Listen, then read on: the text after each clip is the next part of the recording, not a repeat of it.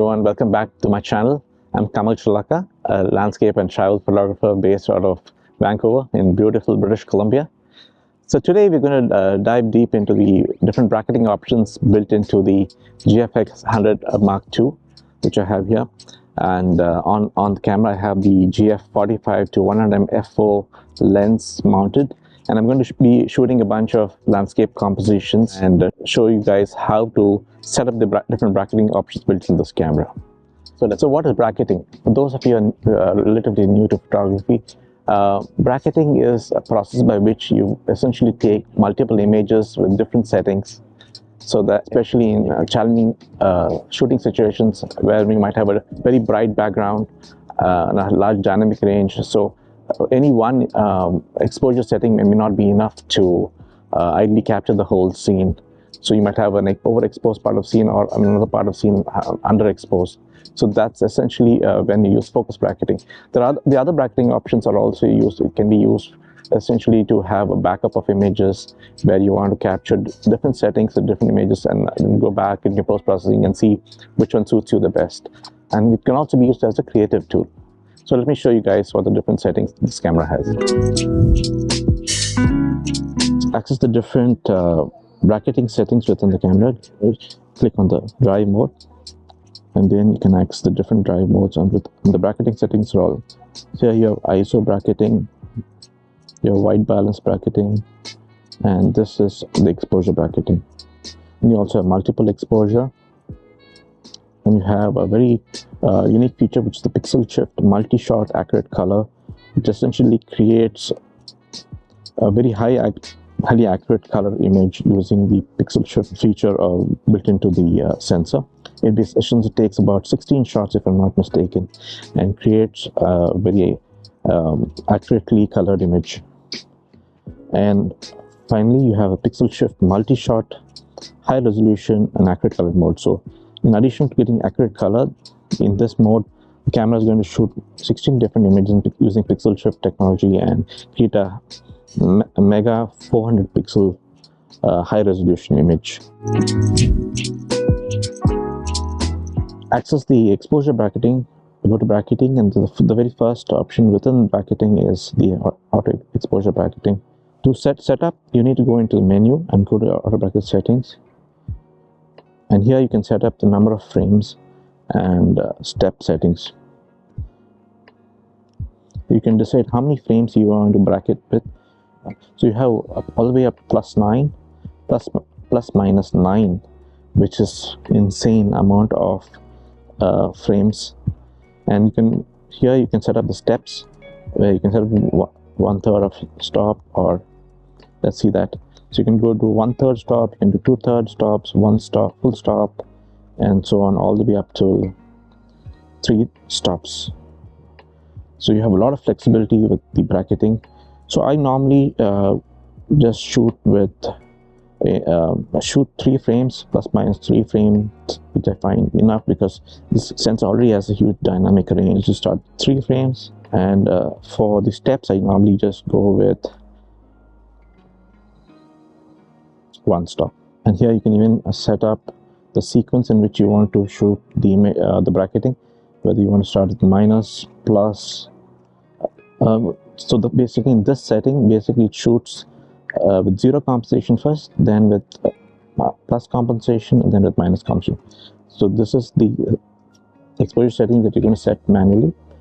Plus being the +1, because we set it up with a step as being +1 and then -1. But you can change this, it's all up to you. You have different combinations. Ideally, when you're shooting a single exposure with modern digital cameras, I do like to expose for the highlights, and even if it means having the shadows go a little dark, you can always push the shadows in post-processing, and there might be a little bit more noise in those areas. But when doing exposure bracketing, this is a perfect situation where you can have different exposure setting for the same image, shoot multiple frames of the same image, and have 3 different images with perfect exposure for the highlights, for the shadows, and for the midtones. And let me show you how to do that. So I'm going to go into menu now. So in this situation, when you're shooting, I really trying to boost. We're doing exposure. The first exposure, the correct exposure is for the highlights. So basically, we need to boost the exposure for the midtones and for the shadows and the consecutive frames. So let me see how to do that. Go to menu. I'm going to go back to frames. So here, what I really want is +2 frames. I don't need negative since I've already exposed for the highlights. So what I want ideally is 2 frames with the one stop, 2 frames with +1 and +2. So with each additional frame is going to have one stop. So I'm going to have 1 frame at 0 stops, 1 +1 and +2. So that's what I'm happy with. Let's go back. Let's go to the drive mode. Okay, they're not auto exposure bracketing, and now I'm going to shoot. I've already exposed correctly manually for the highlights, and I'm going to take 3 pictures. So you can see the camera just shot 3 images +2 stops. This is +1 and 0. I started with this, and I consequently got 1 stop brighter to get correct exposure for the midtones and then for the shadows. And we can now easily combine these 3 images in post to have a very well exposed high dynamic range image. So we can take these images into software like Photoshop, and we can combine the images, whatever your preferred photo editing software might be, and combine the 3 images to create a high dynamic range image. So now I'm going to show you guys how to do film simulation bracketing. So I already showed, okay, basically go to menu settings, go to film simulation bracketing, and you can set up to 3 different films to which to bracket to. So the first one is Provia. I've set up first one for Provia, second one for Belvia, which is old retro film style which has high saturation and high contrast, and third one being set up for Astia, which is software. I think I'm going to go for, yeah, I set up for Across. So I got 3 different things. So now I can go to drive mode and then go to film simulation bracketing and take a picture. The camera is going to automatically create 3 images. One is Across, one is the Velvia film simulation, and with Provia.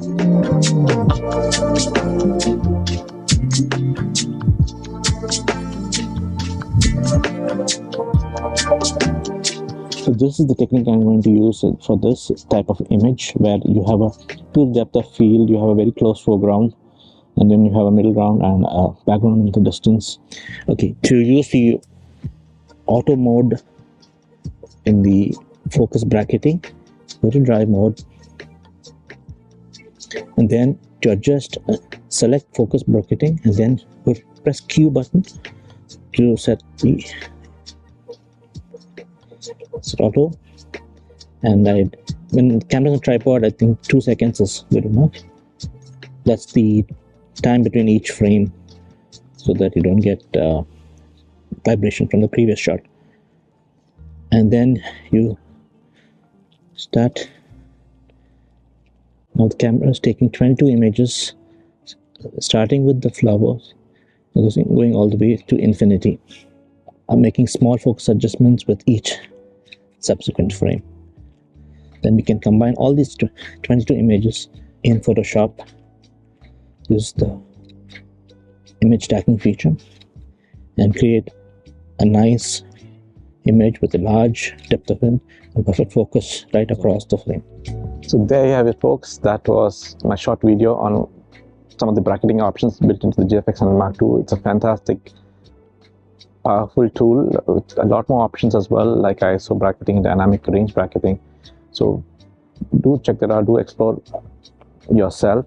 If you have any questions, don't feel to ask me in the comments below, and I'll do my best to answer them for you. So that brings us to the end of the video. Hope you found it interesting and useful. I'll see you in the next video. Don't forget to hit the like button and subscribe to my channel to be notified about my upcoming videos. Take care.